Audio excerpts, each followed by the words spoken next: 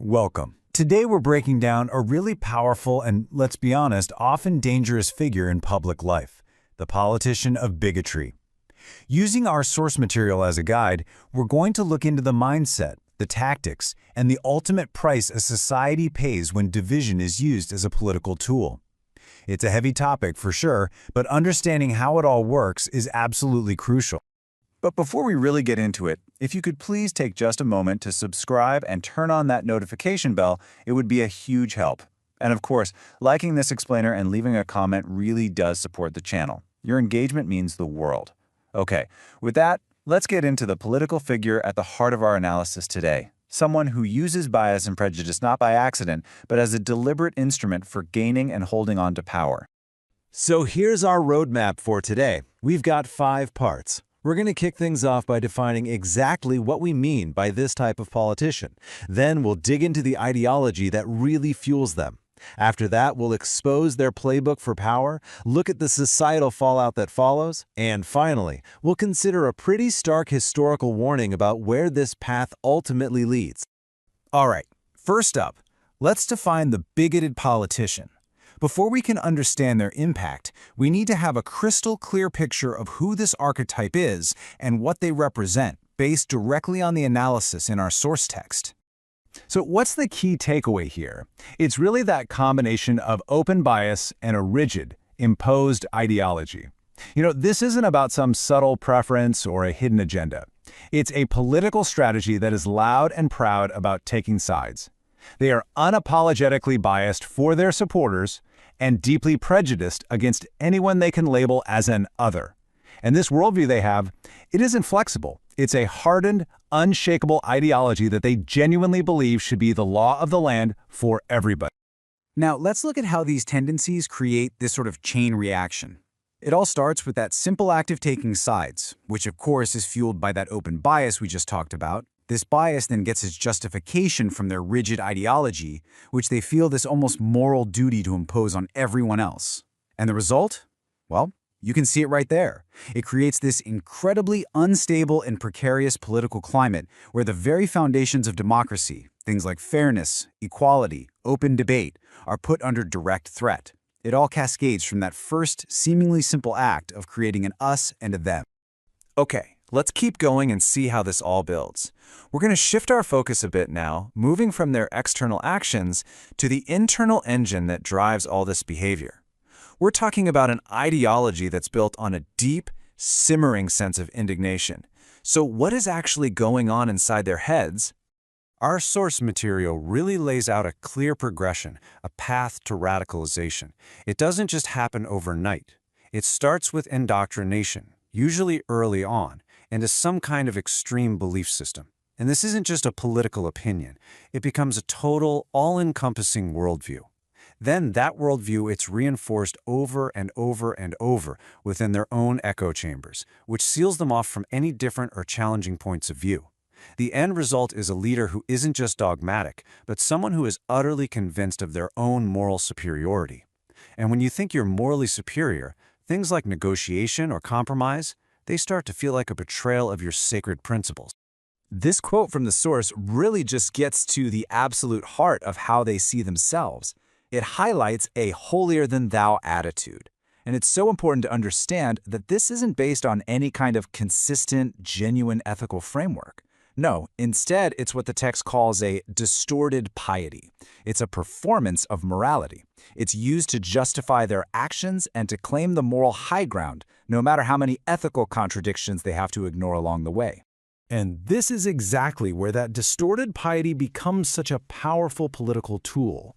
They wrap themselves in this mantle of being the protectors of sacred beliefs, the guardians of piety. But this guardianship is completely conditional. The source points out that they will selectively and quite deliberately turn a blind eye to massive injustices, even ones happening within their own camp, if calling it out would threaten their power or damage their narrative. In their hands, piety stops being a principle and becomes a weapon.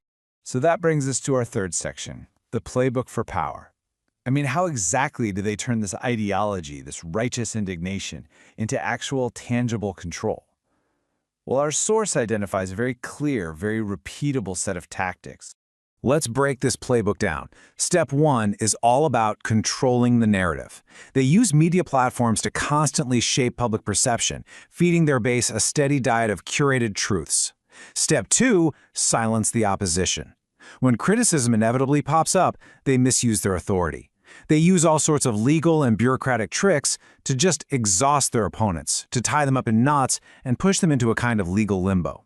And step 3 is all about manufacturing crisis. They find tiny, minor threats and blow them up into existential dangers, turning molehills into mountains, all to distract everyone from the real, serious problems they're completely failing to address.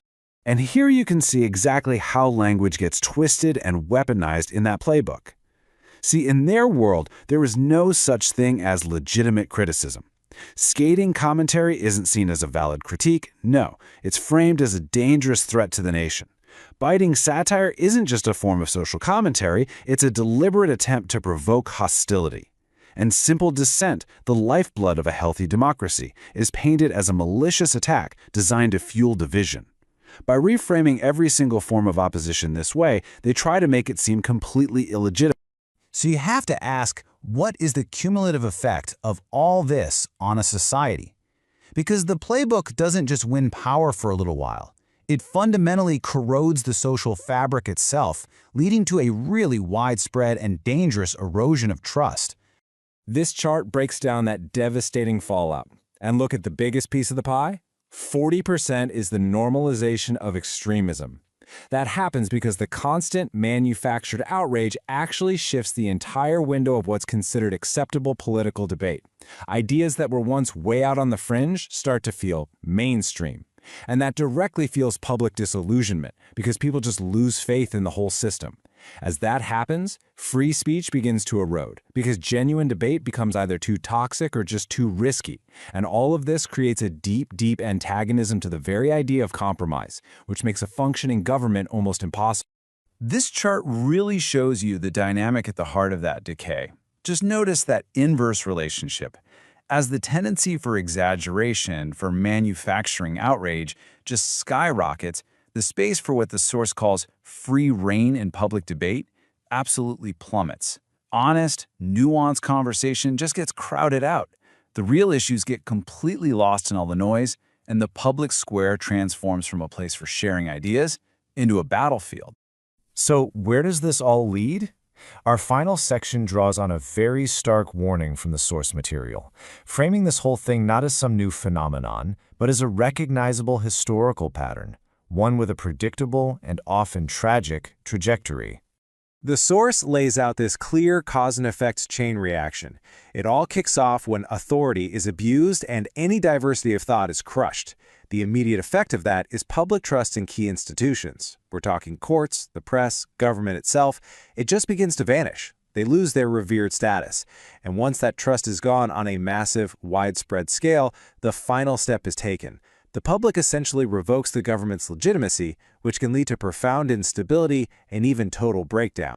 And so, this analysis leaves us with this incredibly powerful and, frankly, unsettling question. It suggests that when a political system becomes dominated by these tactics of division and bigotry, societal collapse isn't just some remote possibility. It's practically an eventuality. The only question left is, when? That is definitely a question worth thinking about. Thanks for watching. Please don't forget to subscribe, turn on the notification bell, like, and leave a comment to support the channel.